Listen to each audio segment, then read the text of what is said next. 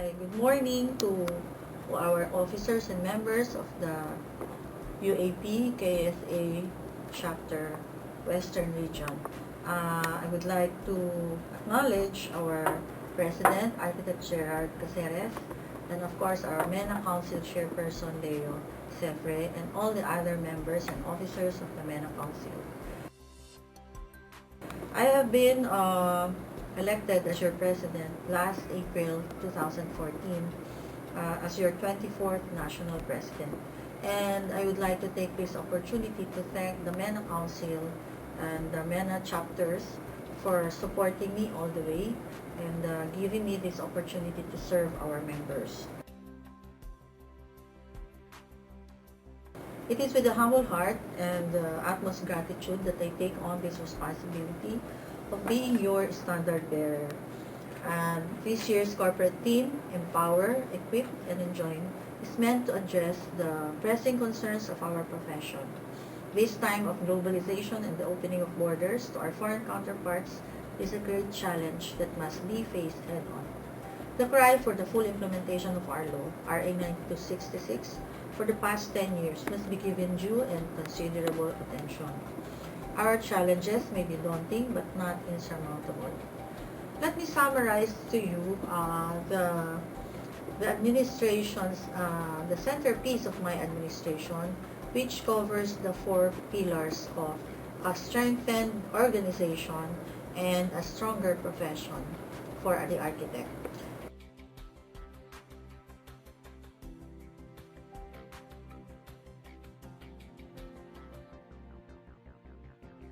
Pillar number 1 is the empowering of the profession. Last June 21, or during our oath-taking and induction at the Crown Plaza here in Manila, we invited DPWH Secretary Singson to be our guest speaker. And as you know, one of the problems facing our profession is really the issuance of the architectural permit, which up to now has not been issued.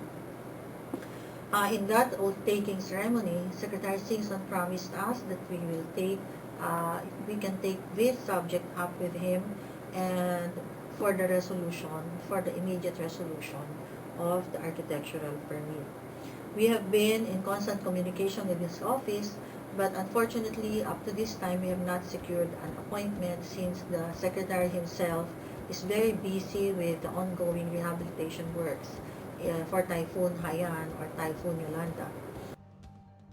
We have also made several progress on the areas related to the amendment of RA 9266, which we will soon submit to Congress, and we have already consulted some of our lawyers, or 2 of our lawyers, and some consultants from the House of Representatives.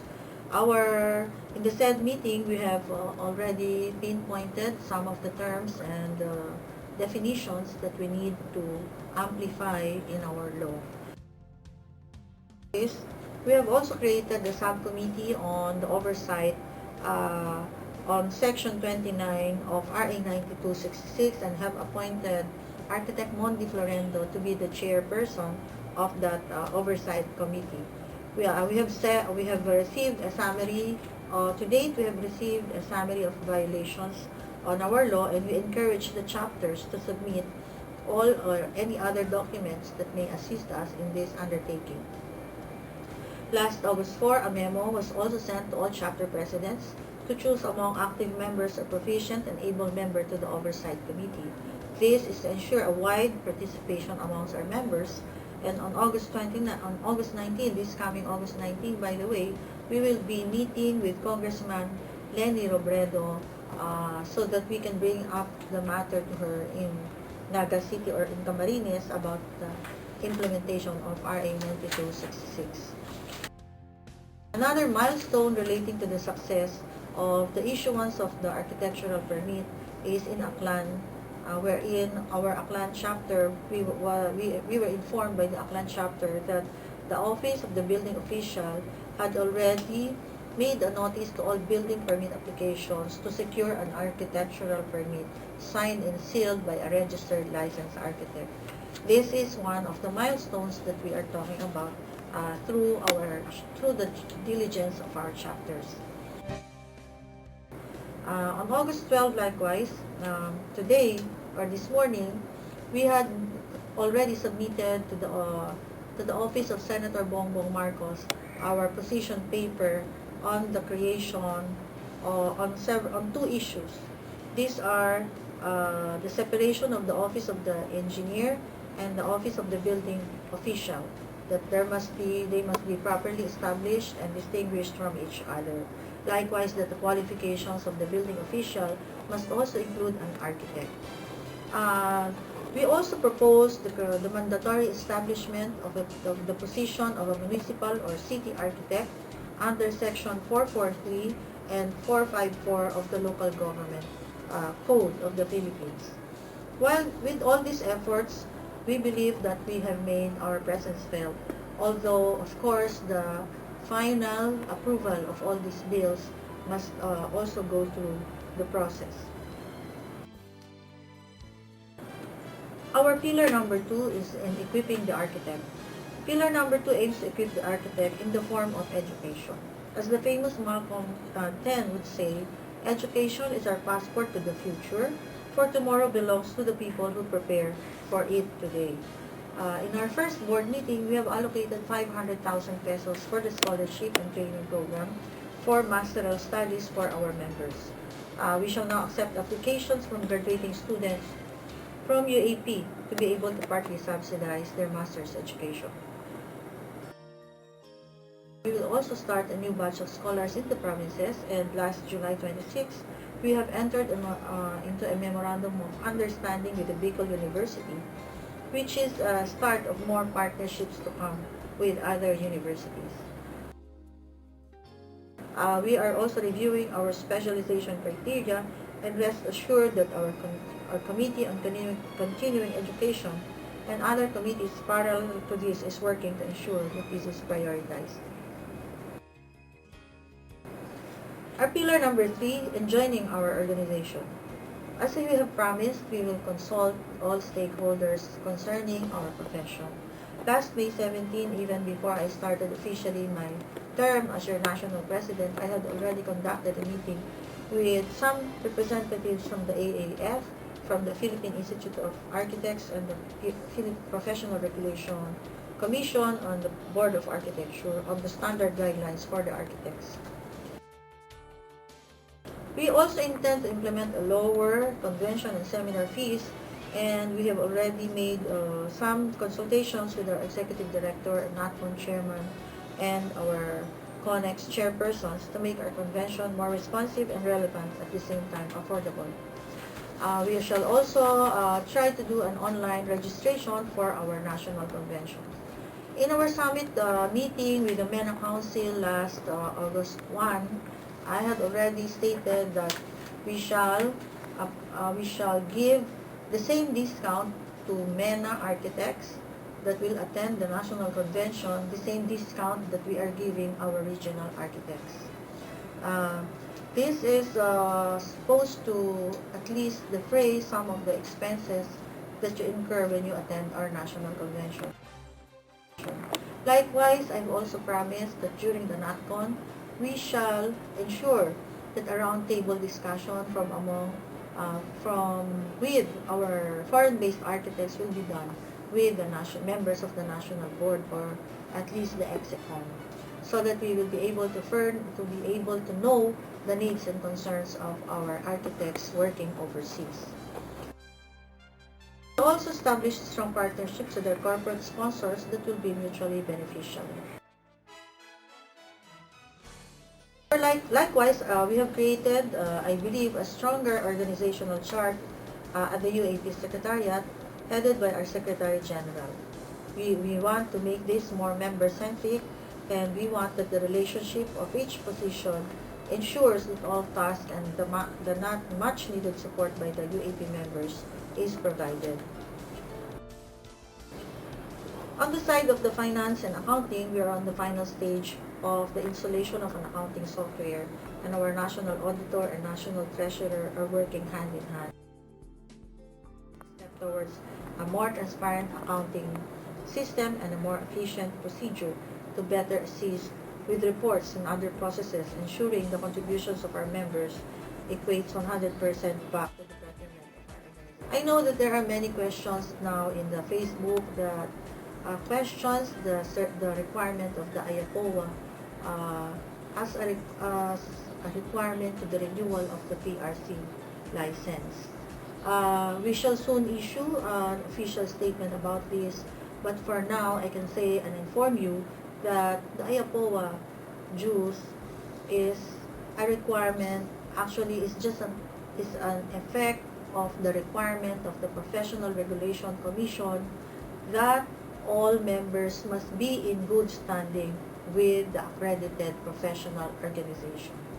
As such, this is not an imposition of the UAP by itself, but being members of the IAPOA, this means that members must pay their dues, and that the Professional Regulation Commission is requiring that all those who are renewing their license must be in good standing. I hope that clears the matter up, because I know that there have been so many issues that are being attached to the IAPOA payment or to the IAPOA dues that is being collected by the UAP. We shall soon, as I've said, we shall soon give you an official statement regarding this matter. During our MANCO meeting, we had also made several presentations, one of which is the upgrading of our UAP corporate website. And also, we have created also our corporate communication committee headed by Architect John Badilla, and we have met twice in the UAP headquarters to discuss a better strategy to keep members informed of our activities. They will work together with the Media and Public Relations under Ram Aurelio, our committee chair, which is all under the Executive Director on Government and External Affairs.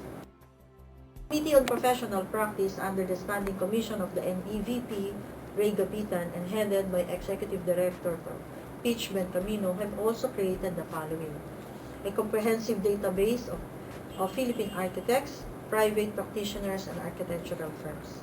The database features core competencies, showcasing their strength, assets, experience, and specialization, all in preparation for ASEAN 2015.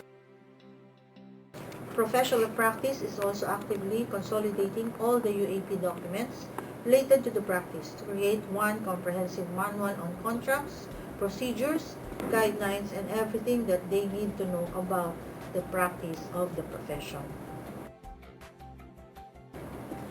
I need, of course, your cooperation, because all of these things that we're going to do need the cooperation of the chapters.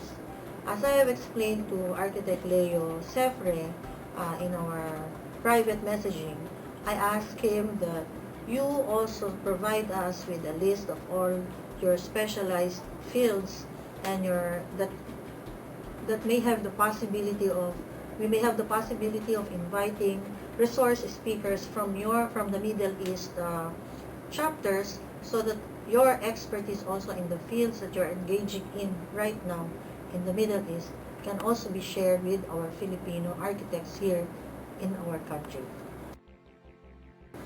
Our pillar number 4, UAP CSR program, the Bayanihan Arkitektura. We have covered all our UAP CSR programs under one banner, which we shall call UAP Bayanihan Arkitektura, so that we can promote the profession, the architect, being in the public eye or in the public service through our corporate social responsibility projects.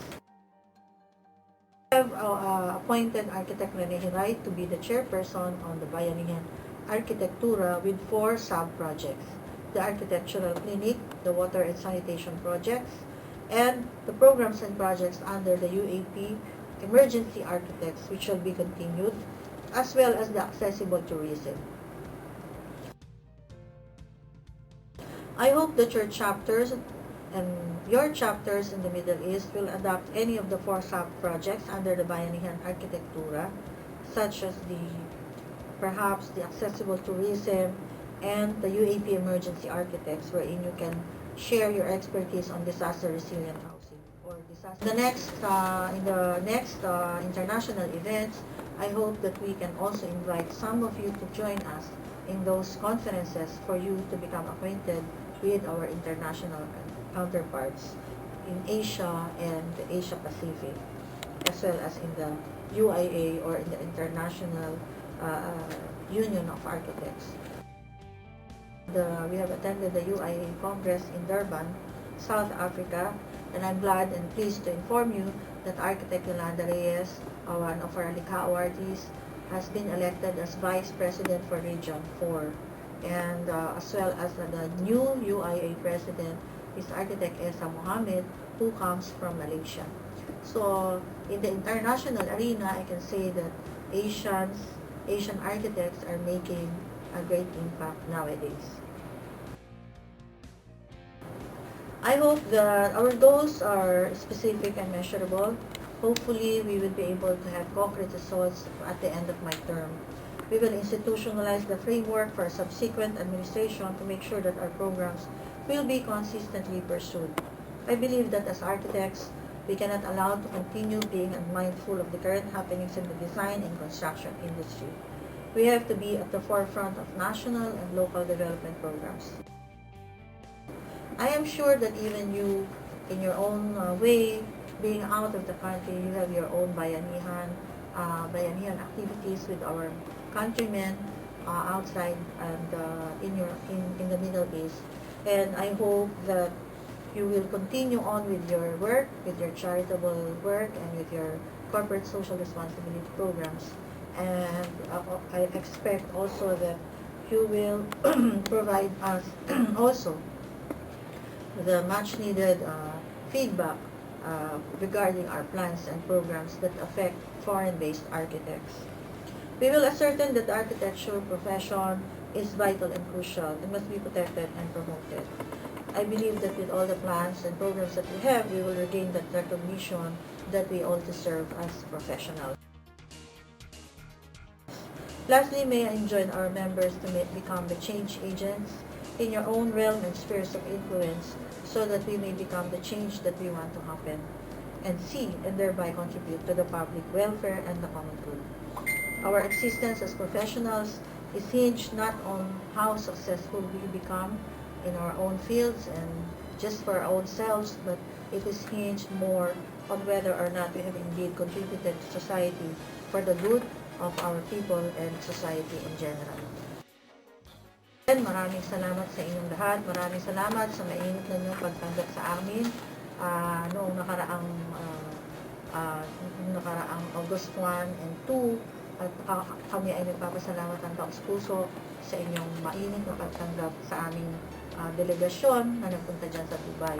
Maraming salamat. Mabuhay ang ating bansa. Mabuhay ang arkitektong Pilipino.